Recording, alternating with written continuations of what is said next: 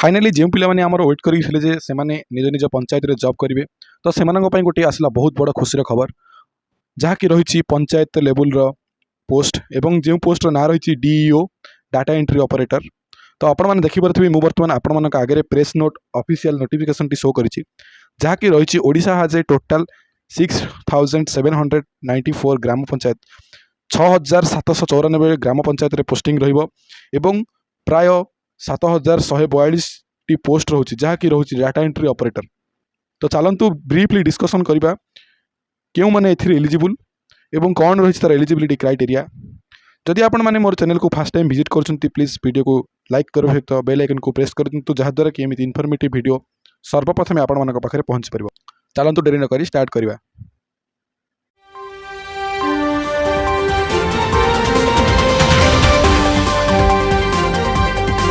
DEO requirement 2024 जदि आम देखा 7142 पदपाई वैकेंसी रही।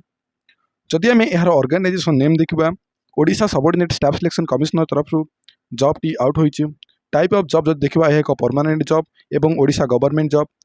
जदि आम देखा क्यों पोस्ट वैकेंसी रही डीईओ पदवी वैकेंसी रही जहाँकि रही डाटा एंट्री ऑपरेटर।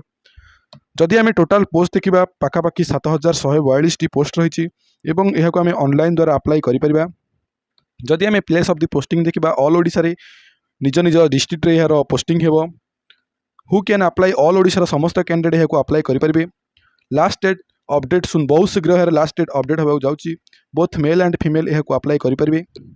जदि आम देखा एजुकेशन क्वालिफिकेशन आज पर the requirement candidate must have completed 12th class.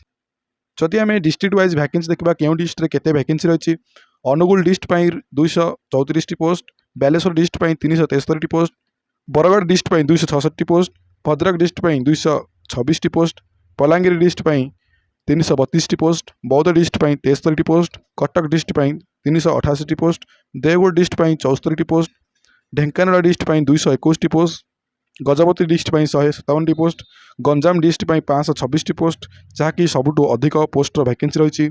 Jagatsinghpur district 207 टी post, Jajpur district 322 T post, Jharsuguda district 84 T post, Kalahandi district 324 T post, Kandhamal district 184 T post, Kendrapara district 259 T post, Keonjhar district 311 T, Khordha district 201, Koraput district 255, Malkangiri district 119 T post, Mayurbhanj district 431 T post, Nabarangpur district 200 post एवं Nayagarh district रही 203 T post, Nuapada district 137 T post, Puri district 280 post, Raigarh district 194 post, Sambalpur district 148 T post, Subarnapur district 116 T post, Sundargarh district 297 T post. जदि आम देखा सबुठ अधिक post रही Ganjam district जहाँकि रही 526 टी पोस्ट। जदि आम यार एज लिमिट देखा आज पर the requirement notification candidate age limit candidate को 1/1/2024 मसीहा सुधा 21 वर्ष होता दरकार एवं मैक्सिमम एज लिमिट 38 वर्ष रही। जदि आम एज रिलैक्सेशन देखा जो मैंने ओबीसी कैटेगरी रू बिलोंग्स कर 3 वर्ष एज रिलैक्सेशन जो मैंने SC ST PW रू बिलोंग्स कर 5 वर्ष। जदि आम सिलेक्शन प्रोसेस देखा 3टी स्टेज रे यार सिलेक्शन प्रोसेस है। फास्ट आपण मानक रिटन टेस्ट देवाक पड़ो, then skill test, then document verification. जदि आम एप्लिकेशन फीस देखा UR EWS OBC कैंडिडेट एवं SC ST कैंडिडेट मानक एप्लिकेशन फीस संपूर्ण मागणा रोचे।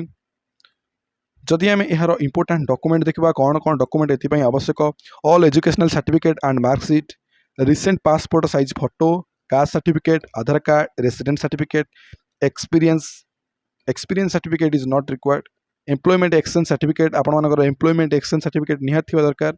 जदि है जदि आपण पाखे एम्प्लॉयमेंट एक्सचेंज सर्टिफिकेट नहीं तो वर्तमान अप्लाई कर दिंतु एवं वोटर आईडी भी निहाती दरकार। जदि आम अप्लाई एवं लास्ट डेट देखा यह बहुत शीघ्र आपण मानक देखा मिल। आपण मैंने प्लीज दयाकोरी चैनल को सब्सक्राइब करने सहित बेल आइकन को प्रेस कर दिंतु तो अपडेट आसवा मात्रे मु आपण मानक वीडियो माध्यम जनईदेवी। तो आपण मानक इनफॉरमेशन केमती लगे प्लीज कमेंट माध्यम जनातु एवं एमती नुआ नुआ इनफॉर्मेटिव वीडियो देखा मोर चैनल को सब्सक्राइब कर बेल आइकन को प्रेस कर दिंतु।